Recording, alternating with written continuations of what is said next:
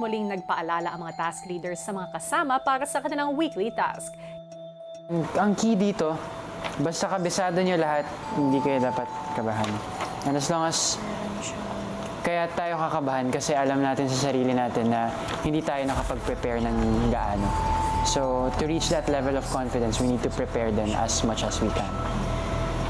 So, let's go! Kinabukasan, simula pa lang ng araw, panay na ang ensayo ng lahat ng kanilang sign song. Nakikinig ang tubig ay nasasabing di makakayahan. Galing ay makikita.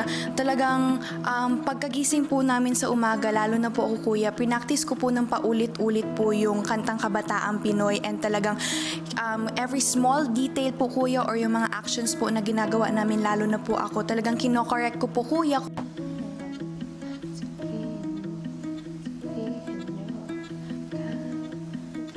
Maya-maya, pagpunta nila sa living room, Oh, wait. Dito tayo. Yo! Sa garden na sila.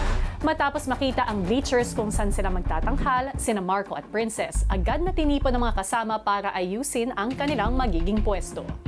Doon tayo sa Palita tayo ngayon. Siyempre po kuya, kinakabahan po, and nandun din po yung pressure kuya kasi pakita natin. Talagang iniisip ko lang po kung ano pa po yung mga paraan upang masigurado bilang task leader na handa po yung bawat housemates. Pantay ka rin, Princess. So, bale, ito na yung formation natin. Okay? Okay na, ayos na.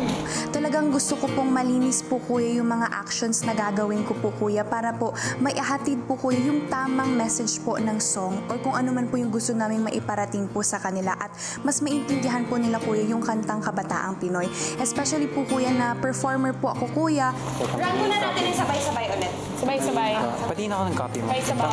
Okay. Tapos kumakanta lahat para mag-practice. Sa line 2 hanggang sa lahat ng gagawin lang. So, gawin natin yung line 2. Pangarap namin magtagumpay sa lahat ng gagawin. So, hanggang dun lang sa gagawin. Short. So, magtuturo ako Wow! Director! Director mo,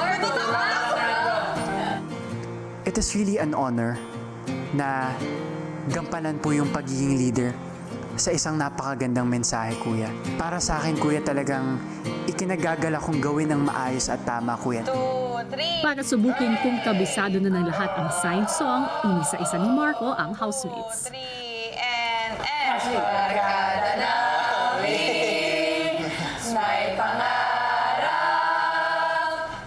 na nais abutin.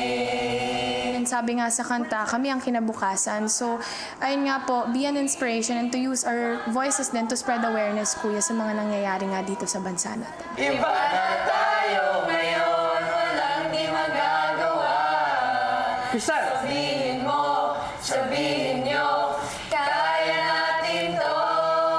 Sa pamamagitan po nung kanta nga, naipapakita po yung kung ano po yung kakayahan natin, hindi po nalilimitahan.